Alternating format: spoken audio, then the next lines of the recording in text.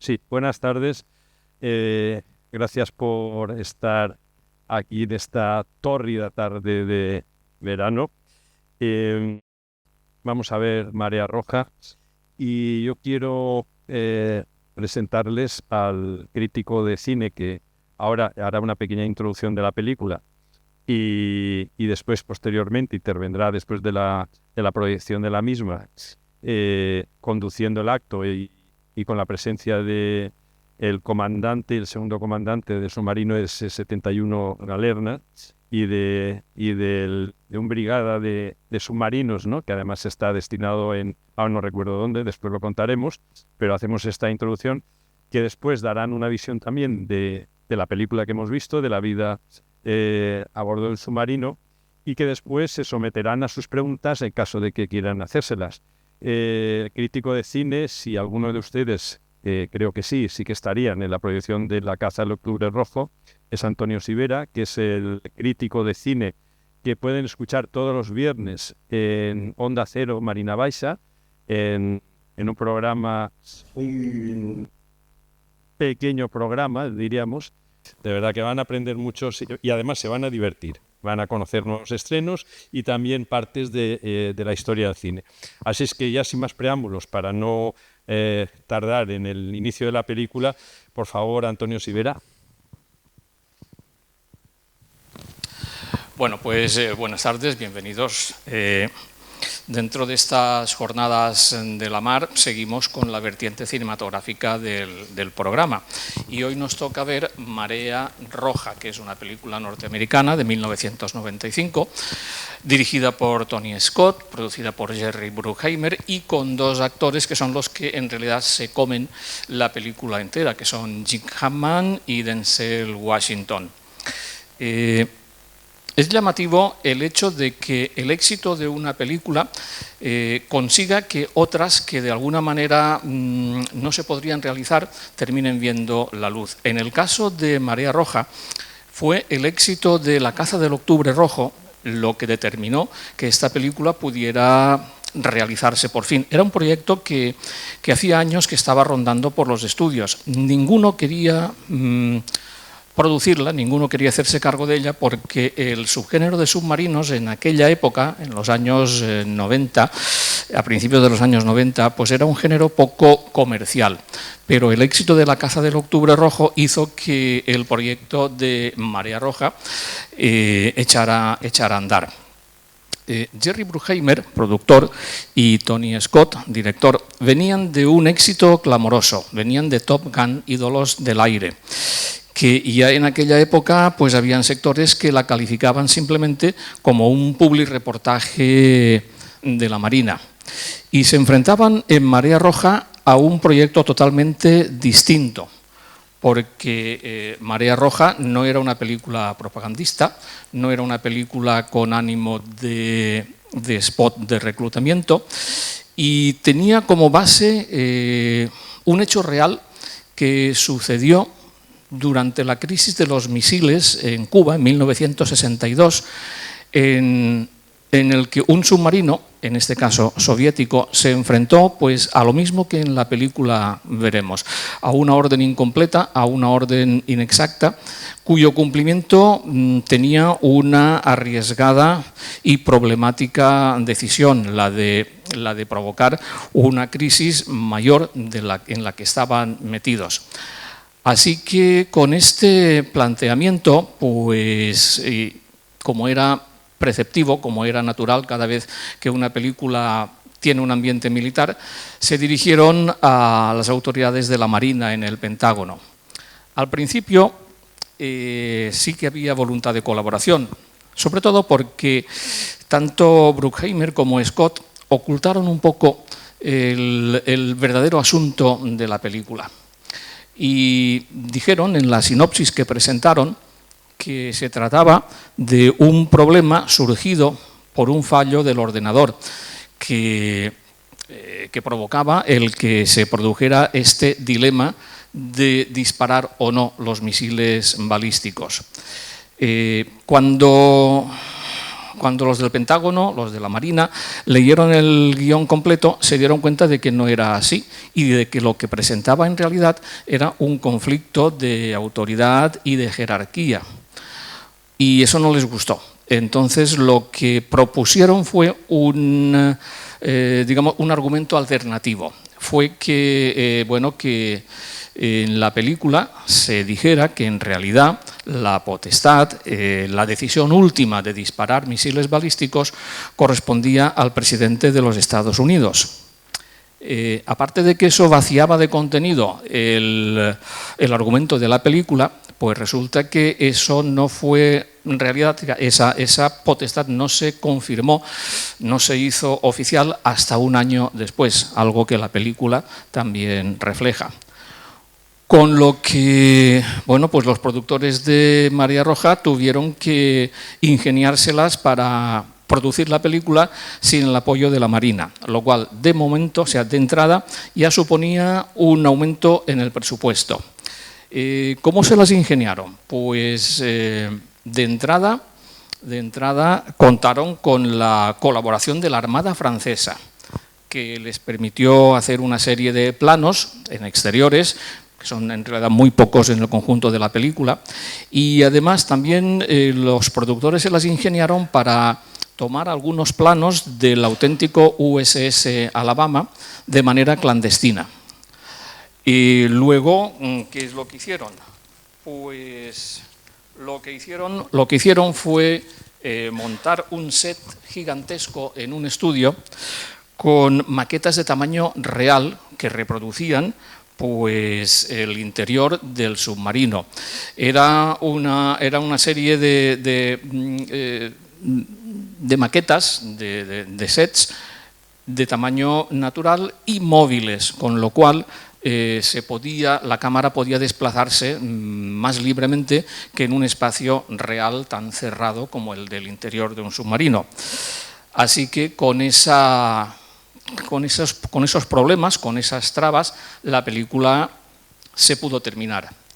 La broma costó 53 millones de dólares, que fue casi el doble de lo que en un principio tenían presupuestado. Pero la alegría fue que a las 3 semanas de exhibición la película había recaudado 3 veces lo que había costado. Así que la operación salió bien, la polémica en todo caso también estaba servida y la película tuvo una acogida, sobre todo en Europa, muy superior a la que tuvo en Estados Unidos, como suele ocurrir en estos casos donde una institución o unos mandos son cuestionados. El título español, Marea Roja, no es una traducción literal del original, Crimson Tide. Hay un matiz que yo no sé si tenía intención política o tenía una intención también de señalar bandos o de señalar ideologías. El caso es que Marea Roja, como tal, pues ha sido una película que en España también se ha visto con mucha frecuencia después de su exhibición en cines. Su presencia en plataformas y en televisiones no es que sea habitual, pero sí frecuente. Así que con este planteamiento, con este enfrentamiento entre dos grandes actores, Gene Hackman y Denzel Washington, podemos empezar a ver Marea Roja y podemos empezar a tomar un poco en cuenta cuáles son el verdadero alcance de este enfrentamiento y bueno, comentar luego en el coloquio lo que este enfrentamiento puede sugerirnos a unos y a otros. Así que con todo esto, pues vamos a empezar a ver Marea Roja. Gracias.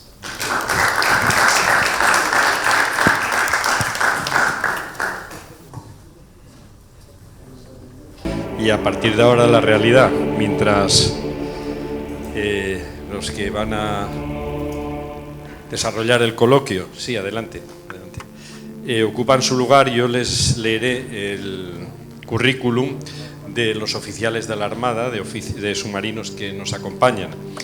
En primer lugar está el brigada, podéis sentaros si queréis, el brigada Leandro Ibáñez Orenes, que nació en Cartagena el 10 de mayo del 78 y ingresa en la Escuela de Armas de la Armada en 1998, como marinero en la especialidad de sonar.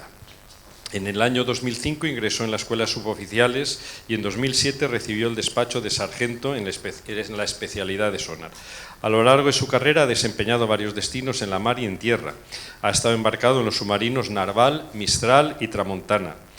En la escala de marinería y en la escala de suboficiales en la fragata Canarias y en los cazaminas Sella, Turia y Tajo.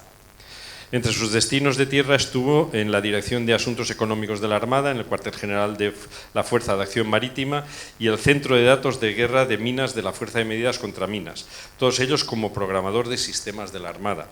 Actualmente se encuentra destinado en el Centro de Programas Tácticos de Submarinos, también como programador de sistemas de la Armada. Después tenemos al segundo comandante del submarino S-71 Galerna, que es el teniente de navío don Jorge Ángel Jiménez Ayala, que nació en Cartagena el 30 de mayo del 89. Llevamos 2 de Cartagena. Espero que el tercero no sea. Ingresó en la Escuela Naval Militar en el año 2009, obteniendo el empleo de alférez de navío en 2014 y ascendiendo posteriormente a teniente de navío en 2018. A lo largo de su carrera ha desempeñado diversos destinos a bordo, entre los que se encuentra la fragata Navarra y los submarinos Mistral e Isaac Peral, del que fue dotación de pruebas. También ha sido comandante del patrullero Formentor y actualmente es el segundo comandante del submarino Galerna. Ha participado en diversas operaciones, entre las que destacan sus despliegues en la Operación Atalanta, Sofía y Sea Guardian. El teniente navío Jiménez Ayala es especialista en submarinos y sistemas de combate y tiene un máster en Derecho Militar. Está casado con Carmen y tiene 3 hijos. Y por último nos acompaña el capitán de corbeta Diego Vargas Martínez de Quel, que es el comandante del submarino S-71 Galerna. Bueno, después de la película que hemos visto, el comandante no iba a dejar solo al segundo comandante, obviamente, por si acaso. El capitán de corbeta Diego Vargas Martínez de Quel nació en Madrid el 6 de febrero del 85. No es de Cartagena. Ingresó en la Escuela Naval Militar en el año 2006, obteniendo el empleo de alférez de navío en el año 2011 y ascendiendo posteriormente a teniente de navío en 2015 y a capitán de corbeta en 2023. A lo largo de su carrera ha desempeñado diversos destinos a bordo, entre los que se encuentran la fragata Canarias, el buque escuela Juan Sebastián de Elcano y los submarinos Mistral y Tramontana. También ha sido comandante del patrullero Toralla y actualmente comandante del submarino Galerna, como digo. Ha participado en diversas operaciones, entre las que destacan sus despliegues en las operaciones Sea Guardian y Active Endeavour. El capitán de corbeta Vargas Martínez de Quel es especialista en submarinos y control de plataforma. Y por cierto, el comandante submarino, el capitán de navío, los puros eran cubanos, ¿verdad? Y eran Montecristo del número 2, los Pirámides. O sea que había ahí un toque, que aparte ha mencionado primero que desde hacía 32 años, desde la crisis de los misiles de Cuba, del 62, que no había, ha mencionado Cuba, pero Cuba ha estado presente en toda la película. Nada, adelante.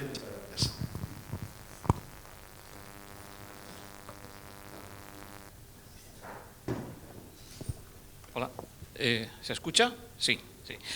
Bueno, pues después de ver Marea Roja y después de haber visto la semana pasada La caza del Octubre Rojo, comprendemos ahora por qué las películas de submarinos americanas, cuando son dirigidas por directores especialistas en películas de acción, resultan tan entretenidas, resultan tan eficaces y, en el fondo, a ver, ahora sí. Y en el fondo resultan tan creíbles. Voy a repetir un poco, porque nuestros invitados de hoy no estaban la semana pasada, voy a repetir un poco lo que dije la semana pasada, que dijo Truman Capote, que la diferencia entre la ficción y la realidad es que la ficción tiene que ser creíble y tiene que ser coherente. No sé a este respecto nuestros invitados de hoy qué pueden decir respecto a Marea Roja. Lo que sí puedo decir es que Marea Roja casi parece el ABC de las películas de submarinos. Tiene todos los elementos que durante décadas las películas de submarinos americanas, por supuesto, porque parece que no hay otras, han ido acumulando. Es dosificar la tensión, poner de manifiesto la eficacia de los sistemas, la pericia de quienes los manejan y, sobre todo, al final, la concreción, la conclusión de que la institución, por encima de las diferencias personales, por encima de las diferencias de autoridad y jerarquía, son las que realmente privan, porque como decía yo en la presentación y al final de la película se ha manifestado, al final resulta que quien tiene la autoridad final para decidir un lanzamiento de misiles balísticos es el presidente de los Estados Unidos. Y un par de notas breves también, antes de entrar en más materia, sobre las prevenciones que tuvo la Marina a la hora de no involucrarse en la producción de marea roja. El capitán de fragatas Roth, que era un poco el enlace entre el Pentágono y los productores de Hollywood, dijo al respecto del guión que se le presentó de Marea Roja. Decía: teniendo en cuenta la profesionalidad de los integrantes de la fuerza submarina, existen menos posibilidades de disparar por error un misil nuclear que ser abducido por un extraterrestre. Viendo el montaje final de la película, que yo no sé si atendería a algunas de las sugerencias y de las observaciones de la Marina, no sé si es un comentario que es realmente válido. Pero el memorándum que realmente decidió que la Marina no se involucrara en la producción de marea roja vino del jefe de la flota de submarinos de los Estados Unidos. Dijo: esta película parece un intento de hacer otra versión de El motín del Caín. Entre paréntesis, el motín del Caín planteaba también otro problema de autoridad, de jerarquía, de mando. Planteaba abiertamente un motín en el que el capitán Quigley, Humphrey Bogart, que seguramente ustedes recordarán como el que manejaba las bolas en su juicio, bueno, pues dice eso, que parece otra versión del motín del Caín, donde efectivamente la conclusión era la misma que en Marea Roja. La institución, a pesar de las crisis de mando y de autoridad, es la que siempre sale reforzada, porque es digamos, el fin último de la institución, el de preservar la paz y, sobre todo, la de atender órdenes que sean coherentes y que sean creíbles. Dice el memorándum: da una imagen desfavorable de la Marina. Ya se ha expuesto al público las suficientes historias sobre oficiales de la Marina al mando que están a un paso de entrar en el psiquiátrico. La Marina no ofrecerá su colaboración a la producción de este film, como así ocurrió.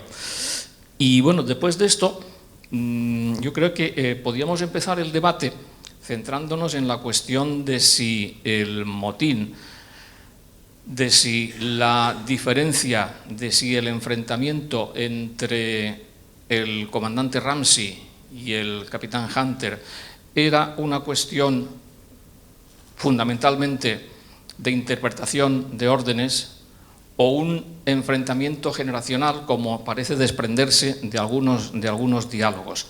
Hay que decir que la mayoría de diálogos de la película están escritos por Quentin Tarantino, aunque no aparezca acreditado al final. Y de ahí, a lo mejor, la prevención de algunos mandos de la Marina y, sobre todo, las alusiones a cómics y a la cultura popular que la película encierra. Así que, por mi parte, este es el punto de inicio de un debate. Motín abierto, enfrentamiento generacional, demostración de que los sistemas funcionan, de que la pericia marinera de los tripulantes de los submarinos superan cualquier problema y que al final, siendo una película americana y siendo el mensaje a transmitir, es que por mucho que la crisis sea inminente, por mucho que la amenaza de actuación de aquellos rebeldes rusos, porque el contexto de la película también es importante señalarlo, está hecha casi a tiempo real y efectivamente el fin de la Guerra Fría coincidió con la práctica descomposición de la Unión Soviética y el nacimiento de todas esas facciones rebeldes que crearon muchas tensiones y mucha incertidumbre, no solo entre Estados Unidos y Rusia, sino en todo el mundo. Y en torno a todas estas cuestiones que están por aquí ya saliendo, pues creo que podemos empezar a comentar y a debatir y sobre todo a tener en cuenta los comentarios y las aportaciones del público. Gracias. Pues muchas gracias, Antonio. Bueno, lo primero, buenas tardes y muchas gracias por invitarnos, Matías, y a la Fundación. Y aunque sea madrileño, me siento prácticamente cartagenero. Nada, Antonio, has puesto nivel muy alto, lo vamos a intentar. Lo primero que quería decir son varias cosas. Yo me lo he tenido que apuntar, no tengo tanta potencia como tú. Nada, quería decir una serie de cosas sobre la película. Yo creo que, pese a las trabas y las dificultades que comentabas, y pese a no contar con el apoyo de la US Navy, creo que es una película que fue un éxito en aquel entonces y que, pese a la dificultad de grabar en un submarino o que esté muy bien ambientada a nivel escenográfico, que es como la considero, creo que esta película sería un éxito si se estrenase mañana y la considero una muy buena película. Considero que está muy bien representado el poder de disuasión que representa un submarino trabajando de manera encubierta y la capacidad estratégica que esto demuestra, que es muy importante este punto. De hecho, queda claro, o queda cristalinamente claro, en una frase del principio que habla de los 3 hombres más poderosos del mundo y dice que uno de ellos es el comandante de un submarino nuclear. También, bueno, por último quería hablar que considero que también está muy bien representado el difícil equilibrio entre la responsabilidad moral que debía de tener un comandante de un submarino nuclear y la independencia que necesita un comandante de cualquier submarino y mucho más el de un submarino nuclear. Con esto quiero decir que un submarino no tiene la facilidad de comunicaciones que tiene cualquier otra plataforma naval y por ello los procedimientos de la disuasión nuclear estoy seguro que están extremadamente bien escritos. Aunque no soy, por supuesto, experto en ellos, estoy seguro que estaban perfectamente escritos para tener en cuenta cualquier vicisitud, incluida la que ocurre en la película. Pero como toda película necesita, debe haber un poco de ficción para que haya esa película. Así que... Lo que estás comentando, hay que decir que la historia, el guión está escrito por un novelista especialista en temas navales y en historia naval norteamericana. De ahí también algunas alusiones a personajes y a situaciones históricas dentro de la Marina norteamericana. Es decir, que sí que hay una base documental bastante lograda. Desde luego que la tiene que haber, Antonio. Y quería añadir una cosita, y es que, como muy bien has dicho tú al final de tu presentación, pese a que ocurre este motín, ¿no? Se demuestra muy bien en la película que el adiestramiento, la cohesión y la profesionalidad de las dotaciones de submarinos llegan al final al cumplimiento de la misión. Y pese a que hay este tipo de motines, o lo que representa la película como un motín, al final se cumple la misión porque el operador radio es capaz de reparar la radio, de que el personal de armas es capaz de tener el armamento listo cuando debe, o de que el personal que debe de maniobrar el barco es capaz de evitar que un torpedo le alcance. Sí, yo desgranando un poco más el desarrollo de la película. La película, cuando la elegimos, fue porque no es solo una película de índole bélica, militar, a pesar de que, aunque pasa de una manera un poco de puntilla, se produce un enfrentamiento naval entre 2 submarinos, uno clase Aquila y el submarino protagonista, el Alabama, pero tiene una importante componente filosófica la película. A mí, cuando vi la película por primera vez, ya hace unos cuantos años, y la he visto recientemente antes de venir aquí, y por supuesto ahora mismo, y les recomendaría que, quizás no mañana, pero en un tiempo no muy dilatado, la vuelvan a ver. A mí me planteé la duda, en primer lugar, es cómo va desgranando, dando pistas sobre cómo se va a desarrollar la historia a lo largo de los diálogos. El segundo comandante empieza entrando muy por el ojo del comandante, con la tontería de que al perro le haya gustado o de que no diga nada cuando van a hacer inmersión, pero ya en el primer momento en el que baja abajo ya se produce el primer enfrentamiento, donde se ve una visión contraria sobre un mismo hecho histórico, que fue el lanzamiento de las bombas en Hiroshima y Nagasaki, como ante una misma perspectiva desde la Marina, desde la creencia de que ha sido un acierto el lanzamiento, como hay dos componentes, una que es sí, está bien, y otro que hace un análisis más profundo, ¿no?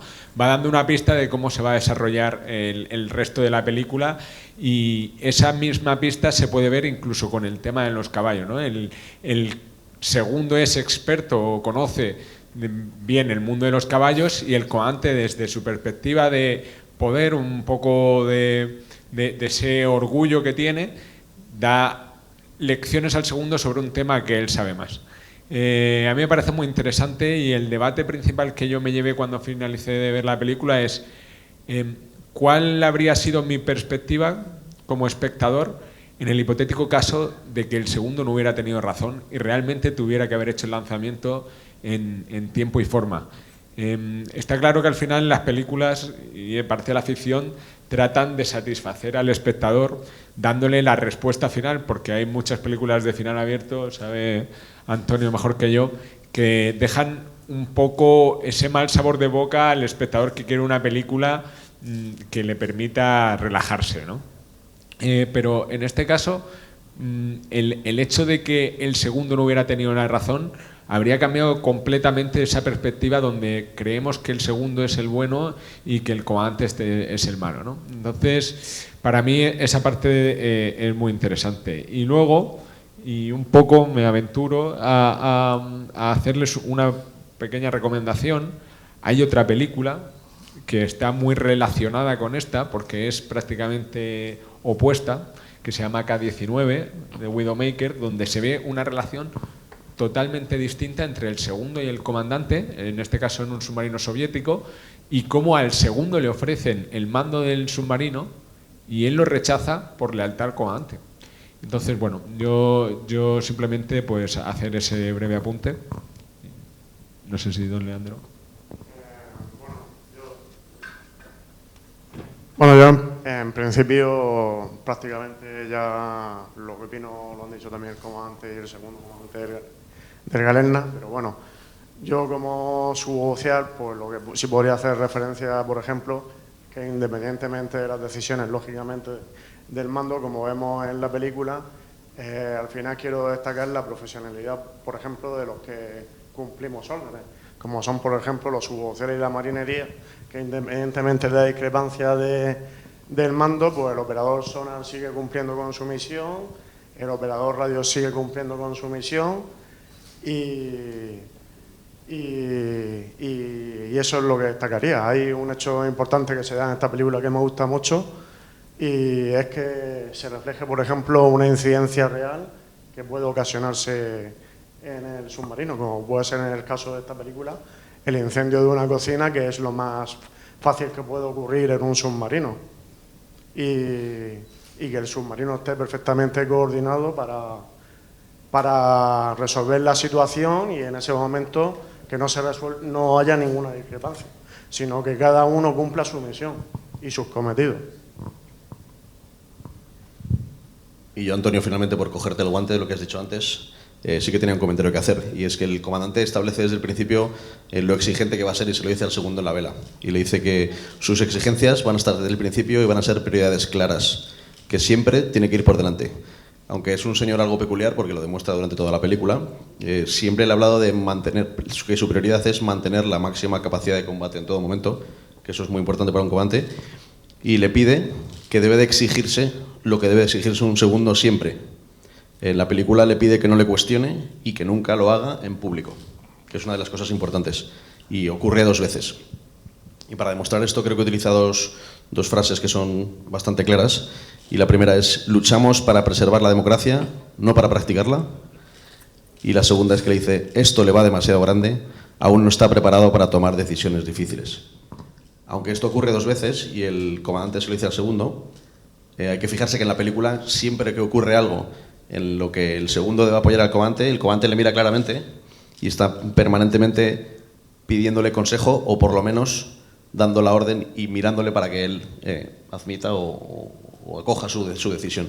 Entonces, pese a que ocurre una diferencia de opiniones, que es en público, que es lo que le molesta al comandante y lo que no hace que la disciplina continúe, es lo que le pide el comandante, ¿no? Y yo creo que demuestra muy bien esa diferencia de generaciones que tú apuntabas inicialmente, Antonio. Sí, y además hay otro matiz en esta relación entre el comandante y el segundo al mando, y es que por una vez en este contexto las alusiones a la diferencia racial tampoco se producen, con lo cual pues eso me indica de que hay ciertas cuestiones que siempre han sido prioritarias en el cine americano, que poco a poco se están superando y que se está volviendo un poco a la normalidad.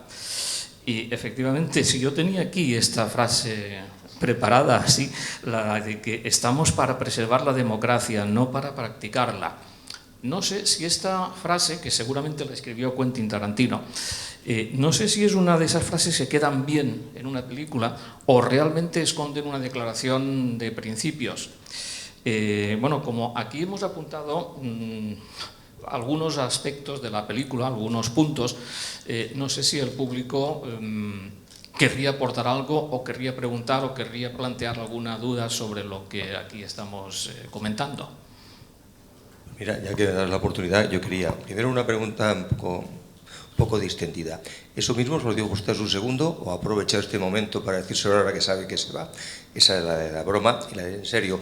Creo que una cosa más parecida que hayamos podido nosotros tener en una situación fue Perejil. ¿Conoce qué hizo la Armada, el submarino que estuvo en la operación en aquellos días? Esa era mi pregunta. Desgraciadamente no puedo contestarle porque no conozco lo que hizo el submarino. Era muy joven aún para estar ahí en activo en la Armada. Pero bueno, ¿qué podía haber hecho el submarino en aquella operación? Bueno, indudablemente el submarino, lo que hubiera aportado la participación de un submarino en esa misión, pues hubiera sido la discreción, ¿no? El poder actuar de manera encubierta y sin ser visto para, por ejemplo, hacer una inserción de un equipo de operaciones especiales de manera encubierta hubiera sido una de las opciones que hubiera podido dar un submarino participando en esa misión.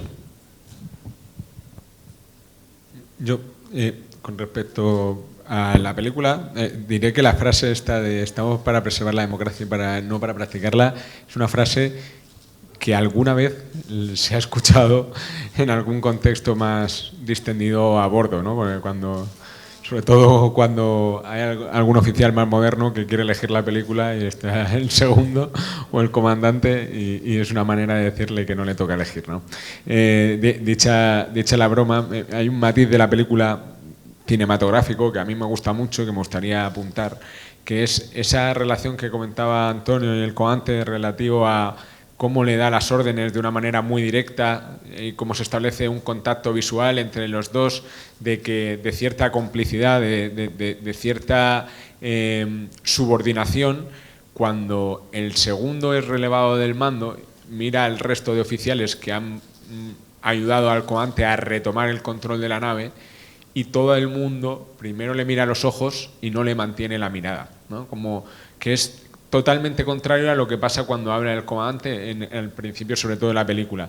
Es como una manera de dar a entender de que no están de acuerdo con la ejecución de las órdenes que están haciendo, pero que se sienten en la obligación militar, quizá moral, de no hacerlas. De hecho, el único que acaba haciendo un poco lo que estaba originalmente pensado hacer era el oficial de armas, interpretado por Viggo Mortensen, y bueno, yo creo que es un matiz que es muy interesante. Lo que haría una pregunta que serían dos, pero en una, la misma. Ya sabemos que los americanos son, bueno, lo digo yo, no lo dice nadie aquí más que yo, los americanos son muy teatreros, quizá por lo joven que son como país, tienen que adornarse con otras cosas que a otras naciones pues no nos hace falta. Pero dicho eso, los oficiales y el suboficial que estáis aquí, conocéis a la US Navy, conocéis a la Armada Americana, pues porque habréis navegado incluso en algún submarino con ellos, o habréis hecho cuando menos maniobras, y conocéis la forma de actuar y de cómo funciona su armada. Entonces la pregunta sería, ¿esta situación es posible? ¿Se podría dar en un submarino? Evidentemente, antes de que no tuviera el comandante de los submarinos, cuando tenía el comandante del submarino, la posibilidad de lanzar obedeciendo unas órdenes y teniendo el mando, digamos, el último mando, mientras que ahora parece ser que después, un año después de la película, como decía Antonio, eso ya no es así, sino que depende del presidente de los Estados Unidos. Aunque dicho eso, y entre paréntesis, yo no sé si estaría más tranquilo con Gene Hackman disparando con el presidente Trump, la verdad. Pero dicho eso, esa pregunta sería, ¿es posible esta situación? Y ahora, cambiando el tercio, ya sabemos todos que la Armada Española, que España no es un país con armamento nuclear, nuestros submarinos no tienen misiles nucleares. O sea, esta situación de entrada no se puede producir. Pero una situación de este tipo es posible. Puede pasar en un submarino de la Armada Española. Estamos hablando de que podría darse. Esa normativa a la que alude la película, ¿no?, de que el segundo, de acuerdo con un artículo de no sé qué reglamento, puede relevar al comandante, ¿eso es así? ¿Existe en la Armada de Estados Unidos? ¿Existe en la nuestra? O sea, ¿cómo ven los submarinistas españoles esta película? ¿Lo ven como una película, una cosa, o como una situación que podría darse en algún momento? Bueno, por alusión directa, Matías, yo te voy a dar mi opinión. Mi opinión sincera es que yo creo que no podría ocurrir nunca. En cualquier unidad militar, la disciplina y la lealtad son imprescindibles, y en el caso de una unidad naval, mucho más. Y ya si nos vamos a un submarino, muchísimo más. La cohesión que debe haber entre un comandante y un segundo tiene que ser muy importante. Y me diría toda la dotación. O sea, al final, el ponerte o el estar en las manos de cualquiera de los de dotación, porque estás en tu vida está en las manos de que se tome una reacción, que la tome un marinero, un suboficial, el segundo, cualquier oficial, inclusive el comandante, que tome las buenas decisiones. Cuando hay una situación de tensión, probablemente el único que está al periscopio es el comandante, y al igual que el comandante se tiene que fiar del marinero y tiene que saber que el marinero le va a ser leal, el marinero debe estar pensando, ¿qué estará viendo este señor por ahí arriba? Espero que lo esté haciendo bien, ¿no? Esa es por daros un símil del nivel de cohesión que tiene que haber en cualquier momento. Con eso te responda al si puede ocurrir. Yo creo que no. Por supuesto que puede haber discrepancia de opiniones en cuanto a la actuación en un momento concreto. Nunca jamás en la vida, al menos espero que no me ocurra nunca, y no lo toleraría que cualquier oficial o cualquier suboficial tuviera esa discrepancia en público. Otra cosa es que después, en privado, pues el segundo venga y me diga, comandante, mira, yo creo que aquí no hemos actuado bien, o creo que esto podríamos haberlo orientado de otra manera. Siempre con disciplina y con lealtad. Si no, mal iríamos. O sea, la jerarquía y la cadena de mando tiene que mantenerse siempre constante en una unidad militar.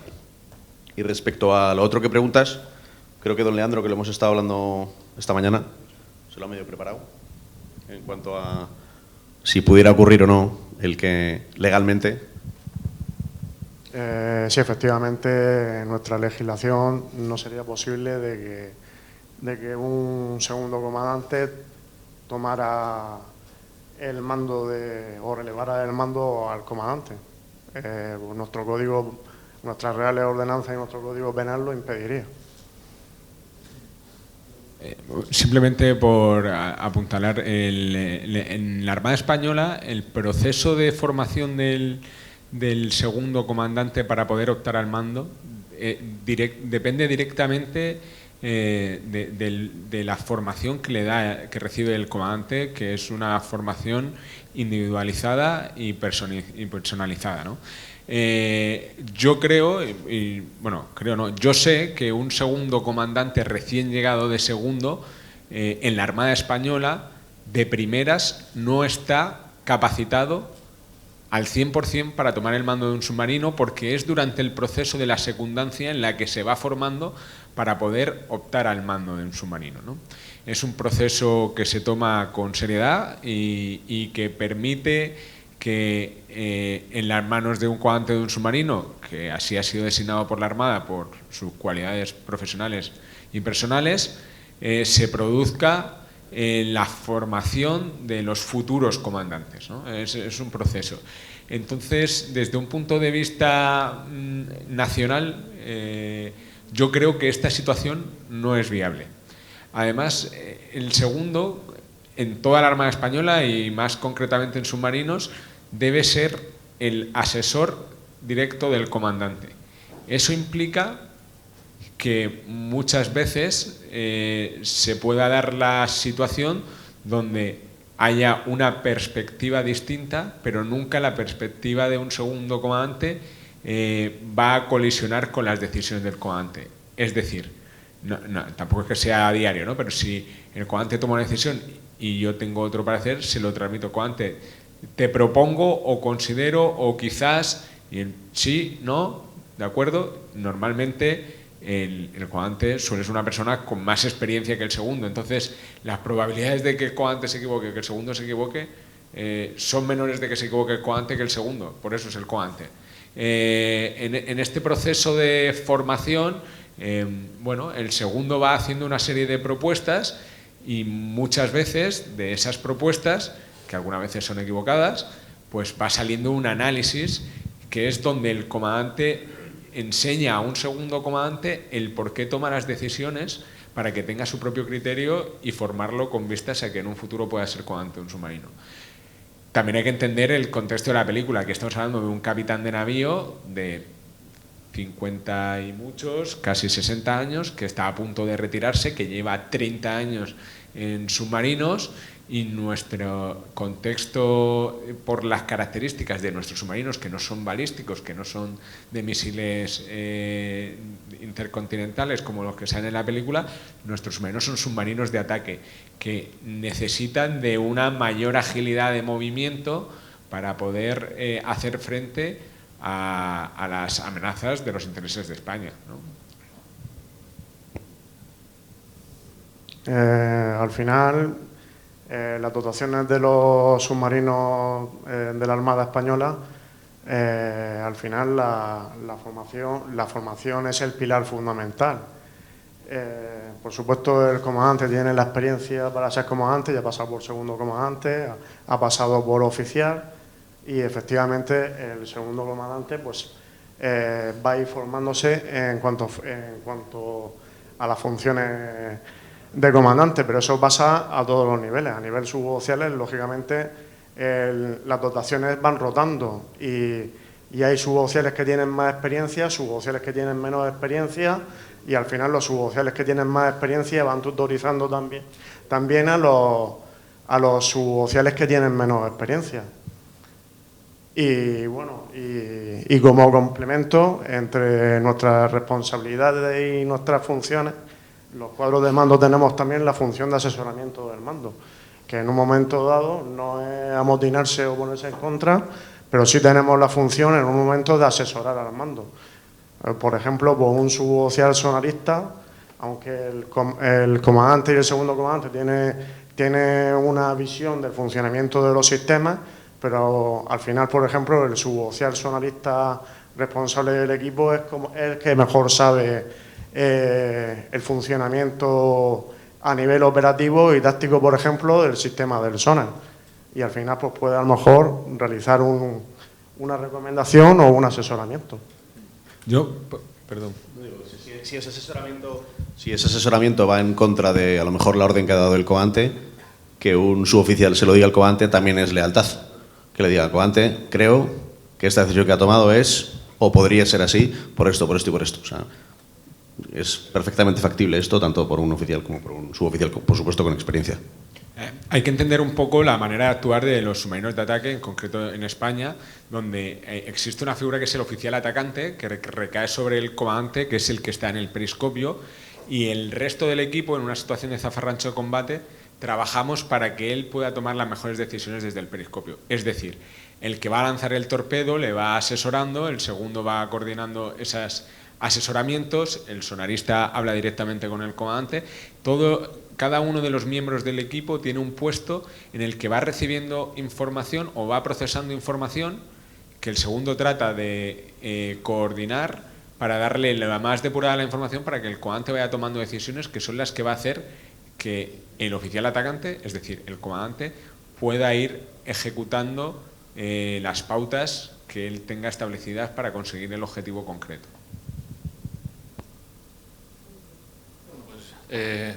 Yo un poco ya para terminar, puesto que no hay más preguntas, más intervenciones, lo que sí querría decir en torno a lo que ha comentado tanto Juan como Matías, si estas situaciones se pueden dar no ya en la Marina Española, sino en cualquier armada. Sí, son posibles. O sea, yo ya he dicho en la presentación que esta historia tiene una base real, que fue una situación similar que se produjo durante la crisis de los misiles en Cuba, en la que en un submarino soviético se suscitó esta duda, este dilema. ¿Disparamos los misiles o no? Hay que recordar que estaban pues casi a un tiro de piedra de Estados Unidos. Lo que el dato no me ha precisado es si realmente es cómo se resolvió esa situación, teniendo en cuenta pues el rigor ordenancista de la Marina soviética, pues es de esperar que la situación se resolviera pues a favor del mando con mayor responsabilidad. Y también decir ya, también para terminar, que todas estas situaciones que en las películas aparecen dramatizadas, que tienen un contexto argumental, la mayoría de ellas tienen una base histórica real. Y no solo ya en las películas de submarinos o en las películas navales en general, sino en cualquier película de ambiente militar. Si recordamos cualquier película militar de John Ford, esa situación, ese enfrentamiento entre mandos se da, a veces de una forma un poco menos crispada, a veces de una forma incluso simpática, pero ocurre. Es decir, que el cine ficciona, pero la base, la raíz está en la realidad. Que luego esa realidad se dramatice para que sea más digerible por parte del público, pues esa es ya otra cuestión. Y en realidad, como apuntaba el teniente de navío, este tipo de soluciones se hacen no ya solo para tranquilizar al espectador, sino para que su confianza en las instituciones, en el cuerpo, en este caso en la Marina, se vea reforzada y se vea que realmente se puede confiar en ellos. Y yo, por lo menos como espectador, pues a veces también lo siento así. Y espero que ustedes, como espectadores, también compartan esa sensación. Muchísimas gracias.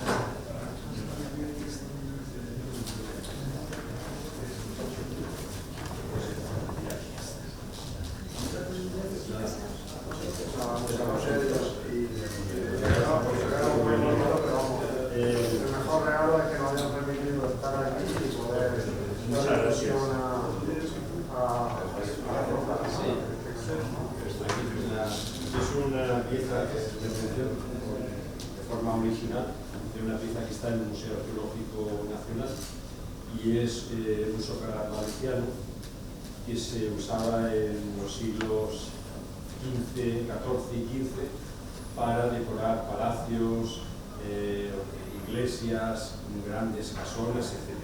Y que se hace una cocción única a temperatura altísima y por eso se llama socarrat, que en valenciano quiere decir quemado. Son socarrats. Y creo que quieren hacer los Si me permites un segundo. Sí, claro, claro. Gracias a la gente del regalo, aunque no haya un palacio o una gran casona. Hay un micrófono por ahí, ¿no? Sí, sí, es que me están diciendo que desde el cámara decía... Sí, dice que demanda audio, correcto. O sea que... Pues nada, Matías, para ti y en nombre de la Fundación Frax, muchísimas gracias por el regalo, por la oportunidad y sobre todo por habernos invitado. Para nosotros ha sido un placer y como te decía, aunque no haya un gran palacio o una gran casona, esto estará presidiendo por lo menos el despacho, incluso el submarino Galerna, en este último año de vida operativa. Y bueno, queríamos corresponderte para la Fundación Frax con una acuarela de un submarino de la serie 70, pues en este caso saliendo del puerto de Cartagena.